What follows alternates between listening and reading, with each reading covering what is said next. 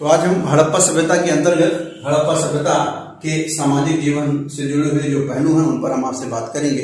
जैसा आप जानते हैं कि हड़प्पा सभ्यता मतलब भारत की प्रथम नगरीय सभ्यता है और इस नगरीय सभ्यता के सामाजिक पहलुओं को हम जानने का प्रयास करेंगे।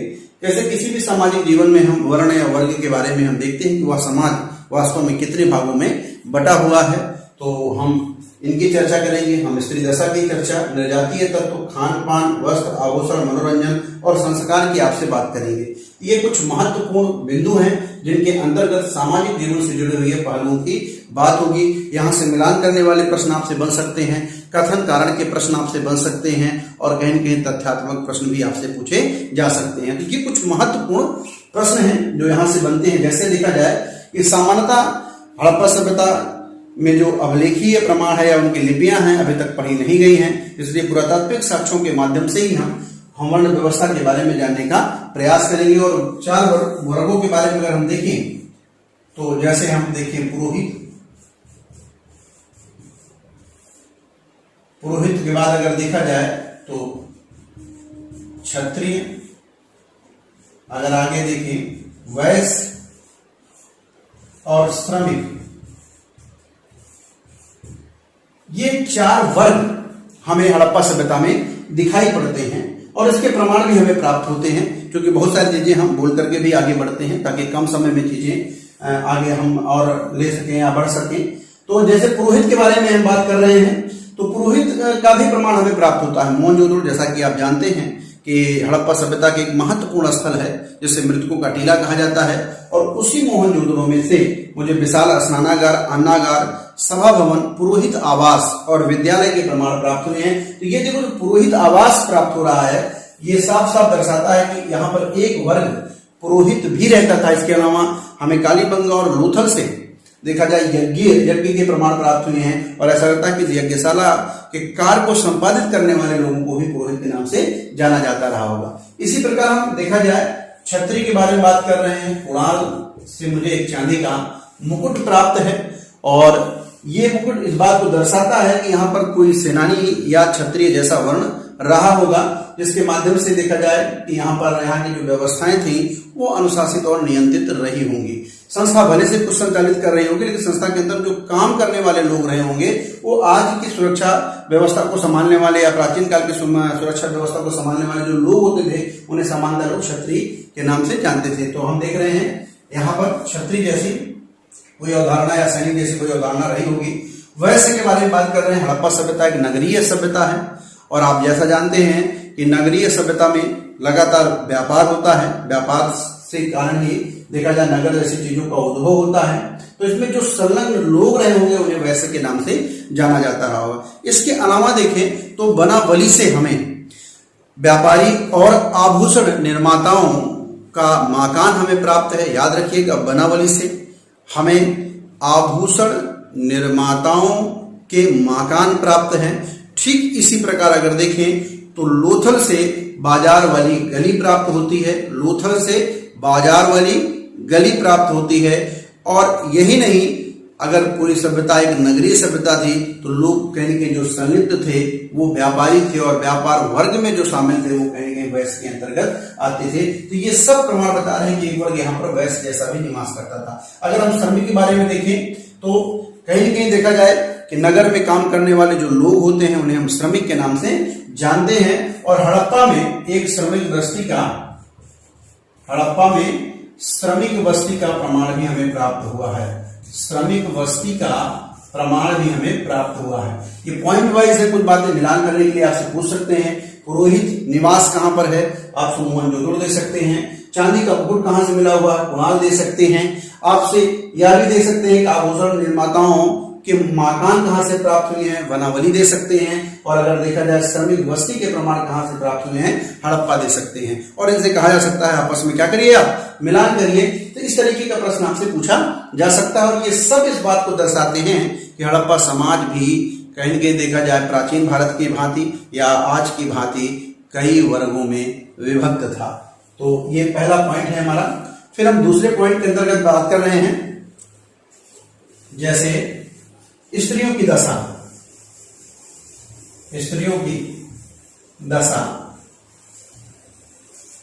तो जैसा आप जानते हैं कि हड़प्पा जो समाज है, यहाँ पर बड़े पैमाने पर मातृ देवी की मूर्तियां प्राप्त हैं।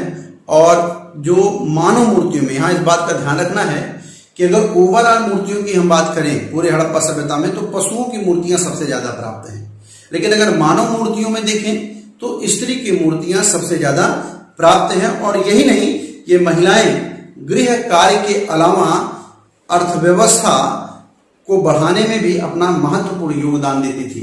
और यही वजह है कि बहुत सारे विद्वान हड़प्पा सभ्यता को एक मात्र सत्तात्मक सभ्यता के नाम से जानते हैं। तो इस बात का भी मुझे ध्यान रखना है, हड़प्पा सभ्यता का जो समाज था वो मात्र सत्तात्मक समाज था, मात्र सत्तात्मक समाज था। तो यहां पर इस बात का ध्यान रखना है। और हम निर्जातीय तत्व के बारे में खास तौर पर बात कर रहे हैं। जो प्राप्त अवशेष हैं उसके आधार पर हमें पता चलता है कि यहां पर 4 प्रकार के निर्जातीय तत्व विद्यमान थे: भूमध्य सागरी, प्रोटो ऑस्ट्रेलाइड, मंगोलाइड और अल्पाइन। तो याद रखिएगा, भूमध्य सागरी, भूमध्य सागरी, मंगोलाइड,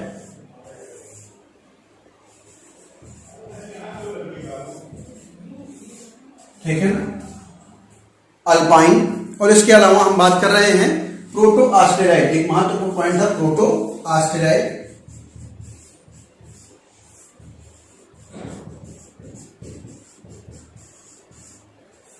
प्रोटो ऑस्ट्रेलाइड, तो ये प्रोटो ऑस्ट्रेलाइड, अल्पाइन, मंगोलाइड, भूमध्य सागरी 4 प्रकार के निर्जातीय तत्व पाए जाते थे। भूमध्य सागरी जिनके बारे में बात कर रहे हैं, इनका संबंध द्रविड़ जाति से था। द्रविड़ देखा जाए जाति से इनका संबंध था। तो भूमध्य सागरी के बारे में ये जानते रहिए कि इनका संबंध द्रविड़ जाति से था। और सर्वाधिक जो निर्जातीय प्रजाति पाई गई है, जो प्राप्त उत्खनन में जो निर्जातीय प्रजाति पाई गई वो कोई और नहीं, भूमध्य सागरी है। तो याद रखिएगा, सबसे ज्यादा या सर्वाधिक में जो प्रजाति हड़प्पा सभ्यता में विद्यमान है वह कोई और नहीं है, भूमध्य सागरी है। और ये कौन किस प्रजाति के हैं? द्रविड़ जाति के हैं। तो यहां पर हमें देखना है मंगोलाइड। तो मंगोलाइड के बारे में है मोहनजोदड़ो से प्राप्त जो पुजारी की मूर्ति है, मोहनजोदड़ो से प्राप्त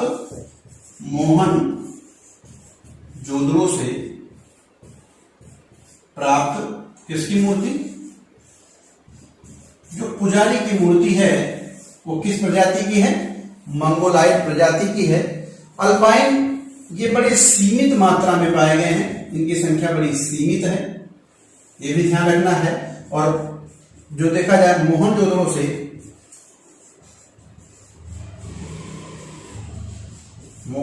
से हमें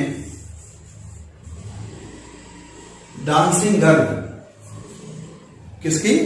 डांसिंग गर्ल, जिसे हम नर्तकी की प्रतिमा कहते हैं, जिसे हम नर्तकी की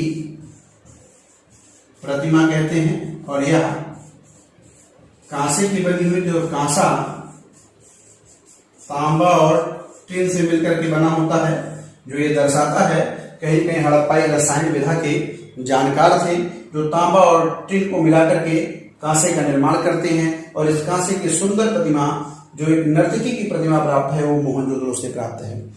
और ये किस प्रजाति की है? प्रोटो ऑस्ट्रेलाइड प्रजाति की है। तो यहाँ पर हमें थोड़ा ध्यान देना है कि आपको भूमध्य सागरी, मंगोलाइड और प्रोटो ऑस्ट्रेलाइड से जुड़े हुए जो महत्वपूर्ण पक्ष हैं उनके बारे में पूछा जा सकता है। सर्वाधिक प्रजाति किनकी है? तो भूमध्य सागरी की है।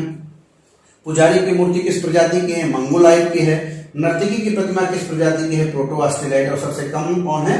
अल्पाइन है। तो यहां पर हमें ध्यान रखना है, हम निर्जातीय तत्वों के बारे में आपसे बात कर रहे हैं। आगे अगर देखें तो हम चलते हैं खान पान के बारे में। खान पान, जैसा आप जानते हैं कि हड़प्पाई शाकाहारी और मांसाहारी, यानी कहा जाए सर्वाहारी थे। और इस बात का भी प्रमाण हमें प्राप्त होता है। कुछ हड्डियां प्राप्त हैं जो एक निश्चित भाग में काटी गई हैं। तो ऐसा लगता है कि ये शाकाहारी के साथ साथ मांसाहारी थे, यानी ये सर्वाहारी थे। वस्त्र और आभूषण के बारे में देखा जाए तो हड़प्पाई सूती और ऊनी दोनों प्रकार के वस्त्र पहनते थे। भले से देखा जाए कि सूती कपड़े वस्त्र कहा जाए, कपास का जो प्राचीनतम प्रमाण अगर देखा जाए तो हमें मेहरगढ़ से प्राप्त होता है। लेकिन अगर यहां पर हम वस्त्र के बारे में देखें तो जो सूती वस्त्र बनाए जाने का जो प्रमाण है वो हमारा कहां पर है, मोहनजोदड़ो पर। मोहनजोदड़ो से हमें देख रहे हैं पहली बार वस्त्र बनाए जाने का प्रमाण प्राप्त होता है। और ऐसा नहीं कि हड़प्पाई जो थे वो सूती कपड़े या सूती जो था उसका कपड़ा तो पहनते ही थे, सूती का कपड़ा पहनते ही थे, लेकिन इनके कपड़े पहली बात तो यह है कि प्रिंटेड भी हुआ करते थे। और इस बात का प्रमाण भी हमें मोहनजोदड़ो से जो प्राप्त है, पुजारी की जो मूर्ति है उससे हमें स्पष्ट तरीके से दिखाई भी पड़ता है कि कैसे उनके जो क्या नाम है वस्त्र हैं वो प्रिंटेड है, तिपतिया फूल युक्त उसे बनाए गए हैं। और ये रंगे युक्त होते हैं क्योंकि लोथल से हमें रंगाई कुंड के प्रमाण प्राप्त हुए हैं। लोथल से हमें रंगाई कुंड के प्रमाण प्राप्त हुए हैं। और यही नहीं देखा जाए कि रंगाई कुंड के अलावा अगर देखें तो इस प्रकार के सूती वस्त्र मुझे मोहनजोदड़ो के अलावा आलमगीरपुर और कालीबंगा से भी प्राप्त होते हैं। तो ये एक महत्वपूर्ण पहलू है जब हम वस्त्र के अंतर्गत आपसे बात कर रहे हैं। और दूसरे संदर्भ में अगर कहा जाए, अगर आपसे हम बात करें दूसरे संदर्भों में अगर देखें तो अब इनके आगे का जो महत्वपूर्ण पक्ष है वो मनोरंजन है और संस्कार है। तो वस्त्र के बारे में हमें ध्यान रखना है। भले से वस्त्र देखा जाए इनके सूती कपड़ों के बने हुए थे, लेकिन वो प्रिंटेड भी हुआ करते थे और रंगे भी हुआ करते थे। प्रिंटेड होने का प्रमाण भी हमें मोहनजोदड़ो से प्राप्त होता है और रंगाई का प्रमाण हमें देखा जाए लोथल से प्राप्त होता है, क्योंकि वहां से मुझे एक रंगाई कुंड का प्रमाण प्राप्त हुआ है। तो ये बात ध्यान रखना है वस्त्र के बारे में। सौंदर्य प्रसाधन के बारे में भी अगर हम देखें, आभूषण के बारे में अगर ध्यान दें तो स्त्री के साथ साथ पुरुष भी सुंदर दिखने के लिए आभूषणों का प्रयोग करते थे। और यही वजह है कि चन्हु से एक सौंदर्य प्रसाधन का वाक्स मिला है।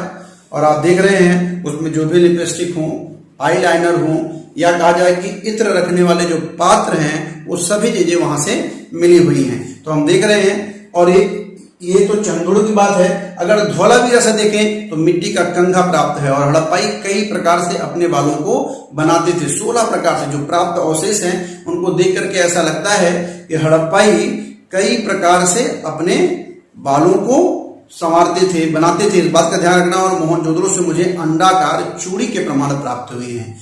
वैसे देखा जाए कालीबंगा का शाब्दिक अर्थ ही होता है काले रंग की चूड़ियां, लेकिन मोहनजोदड़ो से हमें चांदी के, माफ करिएगा, चांदी के बनी हुई गोलाकार या अंडाकार चूड़ियां प्राप्त हैं। धौलावीरा से हमें देखा जाए मिट्टी का बना हुआ कंघा प्राप्त है। और चन्होदरो से हमें एक सौंदर्य प्रसाधन का बाक्स मिलता है। ये सारी चीजें देखा जाए, इन या कहा जाए सारी चीजों का जो प्रयोग है स्त्रियों के साथ साथ पुरुष भी किया करते थे। खान पान के बारे में चर्चा होगी। मनोरंजन के बारे में हम थोड़ा चर्चा कर लें। यहाँ से मिलान करने वाले प्रश्न आपसे पूछे जा सकते हैं। मनोरंजन के संदर्भ में देखें, जैसे हड़प्पा और मोहनजोदड़ो से हमें पासे के प्रमाण प्राप्त हुए हैं। तो हड़प्पाई पासे से परिचित थे और ये मिट्टी के बने हुए थे। और हड़प्पा और मोहनजोदड़ो दोनों स्थलों से हमें पासे के प्रमाण प्राप्त होते हैं। ठीक इसी प्रकार लोथल से देखें तो शतरंज की गोटी एवं उसका बोर्ड प्राप्त हुआ है। तो जब हम लोथल से देख रहे हैं तो लोथल कई मामले में महत्वपूर्ण है। आप जैसा जानते हैं कि भोगवा नदी के तट पर भी है, ऐसा राव से संबंधित है। और आगे देख रहे हैं यहीं के जो दरवाजे हैं वो सड़क की तरफ खुल रहे हैं, गलियों की तरफ नहीं खुल रहे हैं। और डाक यार्ड के भी प्रमाण हमें, बंदरगाह के प्रमाण भी हमें यहाँ से प्राप्त हो रहे हैं। तो इसी क्रम में अगर हम देखें तो जो लोथल की हम बात कर रहे हैं, यहाँ से शतरंज की गोटी एवं बोर्ड प्राप्त है। मोहनजोदड़ो से हमें नर्तकी की प्रतिमा प्राप्त है, कई बार चर्चा कर चुके हैं, कांसे की बनी हुई है। पहली बात तो ये जानकारी मिलती है कहीं कहीं यहाँ के लोग नृत्य के माध्यम से भी मनोरंजन किया करते थे। दूसरा पक्ष देखें कि इसके शरीर पर कम वस्त्र है और ये वस्त्र सीधे सीधे दर्शाते हैं कि इस समाज में ऐसा लगता है कि वेश्यावृत्ति का भी प्रचलन रहा होगा। तो वेश्यावृत्ति का भी प्रमाण हमें मोहनजोदड़ो से प्राप्त होता है। धौलावीरा और जूनी कुरान दो ऐसे महत्वपूर्ण स्थल हैं, याद रखिएगा। धौलावीरा एकमात्र महत्वपूर्ण स्थल है जिसका विभाजन 2 भागों में नहीं बल्कि 3 भागों में किया गया है। तो ये ध्यान रखना है धौलावीरा के बारे में। और धौलावीरा और जूनी कुरान ये दोनों महत्वपूर्ण स्थलों से मुझे स्टेडियम के प्रमाण प्राप्त हुए हैं। बड़ा ग्राउंड प्राप्त है, ऐसा लगता है कोई ऐसा यहाँ पर मनोरंजन का खेल खेला जाता था जिसे काफी लोग देखते थे। इसके अलावा मोहनजोदड़ो से भी हमें 2 बाघों से लड़ते हुए एक मनुष्य को दिखाया गया है। देखा जाए तो यानी पशुओं से जो क्या नाम है जो युद्ध होता था, उस युद्ध कभी भी ये परंपराएं हैं। दक्षिण भारत में जाइए, ये परंपराएं आज भी विद्यमान हैं। तो इस तरीके की परंपराएं मुझे मोहनजोदड़ो में, लोथल में, धौलावीरा में, जूनी कुरान में आदि स्थलों से मिलती है। तो एक बार मिलान करने वाले प्रश्न यहाँ अच्छे बन सकते हैं। एक तरफ दे सकते हैं कि पासे का प्रमाण कहां से प्राप्त है, तो हड़प्पा या मोहनजोदड़ो 2 में से कोई भी एक विकल्प होगा, उसे आपको लिखना है। आगे आप शतरंज की गोटी कहां से प्राप्त है, लोथल से प्राप्त है। नर्तकी की प्रतिमा कहां से प्राप्त है, मोहनजोदड़ो से प्राप्त है। स्टेडियम का प्रमाण कहां से प्राप्त होता है, तो जूनी कुरान हो या धौलावीरा। धौलावीरा के बारे में सामान्यतः पता था, लेकिन नया प्रमाण जूनी कुरान भी है। और साथ में हमें यह भी देखना है कि बच्चों क्या नाम ध्यान रखना है कि एक पुरुष है, बच्चे नुमा है, और वो कहीं न कहीं देखा एक बाघ से लड़ रहा है। तो बाघ से लड़ते हुए चीजों का प्रमाण हमें कहां से प्राप्त होता है, तो ये बात ध्यान रखना है। इसके अलावा देखिए समाधान के बारे में हम चर्चा कर लेते हैं। संस्कार के अंतर्गत हम समाधान के बारे में बात करते हैं। और यहाँ 3 प्रकार से समाधान में प्राप्त होते हैं। एक तो पूर्ण समाधान, पूर्ण दफना दिया जाता था। आंशिक समाधान, कुछ चीजें उसके जगह हड्डियां बची रहती थी, उसको देखा जाए कि कलश वगैरह में रख के दफना दिया जाता था। और यही नहीं, अंत्येष्टि संस्कार भी हमें दिखाई पड़ता है, दाह संस्कार भी पूरी तरह से जला भी दिया जाता था। तो तीनों प्रकार के समाधान हड़प्पा सभ्यता में विद्यमान थे। और इसके अलावा देखिए जहां से प्रश्न पूछे जाते हैं तो हमें युगल समाधान के प्रमाण लोथल से प्राप्त होते हैं। याद रखिएगा, युगल ऐसे 3 समाधियां प्राप्त हुए हैं जहां पर देखा जाए कि 2 लोगों को एक साथ दफनाया गया है। वही रोपड़ से देखा जाए मानव के साथ कुत्ते के प्रमाण प्राप्त होते हैं, दफनाए जाने का, मानव के साथ कुत्ते को दफनाए जाने का प्रमाण प्राप्त होते हैं। और हड़प्पा से एक ताबूत में दफनाए जाने का प्रमाण प्राप्त होता है। और इस तरह की परंपराएं मेसोपोटामिया में व्याप्त थी या वहां पर प्रचलन में थी। ऐसा लगता है कोई व्यक्ति आया होगा यहाँ पर और यहीं पर उसकी मृत्यु हो गई, यहीं की परंपरा और रीति रिवाज से उसे दफना दिया गया हो। जैसे पुरातात्विक जो क्रम होता है उसमें R37 नाम मिला हुआ है। तो R37 नामक कब्र या कब्रिस्तान कहां से प्राप्त होता है, तो आपको याद रखना है हड़प्पा से प्राप्त होता है। तो इस तरीके का एक महत्वपूर्ण प्रमाण है जिसको पॉइंट वाइज भी लिख करके आप अपने मेंस के लेवल को भी बेहतर कर सकते हैं और प्रीलिम्स परीक्षा को भी आप अच्छा कर सकते हैं। क्योंकि ये जितनी भी बातें हम बात कर रहे हैं आपसे फैक्ट के आधार पर बात कर रहे हैं। कई बार युगल समाधान पूछा गया, मानव के साथ कुत्ते को दफनाए जाने का ध्यान रखना। यहाँ प्राचीनतम प्रमाण पूछा जाता है तो आपका उत्तर होगा बुर्जहूं। लेकिन अगर आपको काल परिप्रेक्ष्य में बांट दिया जाता है तो आपका उत्तर होगा रोपड़। हड़प्पा सभ्यता का वो कौन सा स्तर है जहां से मानव के साथ कुत्ते को दफनाए जाने का प्राचीनतम प्रमाण प्राप्त होता है, तो उत्तर आपका रोपड़ हो जाएगा। इस बात का ध्यान रखना है। तो इस तरीके से भी चीजों को देखना है और ध्यान यह भी रखना है कि R37 जो कब्रिस्तान है उसका संबंध हड़प्पा से है। तो ये कुछ महत्वपूर्ण हड़प्पा सभ्यता के सामाजिक जीवन से जुड़े हुए पहलू थे जिनके बारे में हम आपसे बात कर रहे थे। तो फिर एक अच्छा सा निष्कर्ष लिख सकते हैं। तो आज सिर्फ इतना ही, आगे धार्मिक जीवन के बारे में हम चर्चा आपसे करेंगे जल्दी ही। धन्यवाद।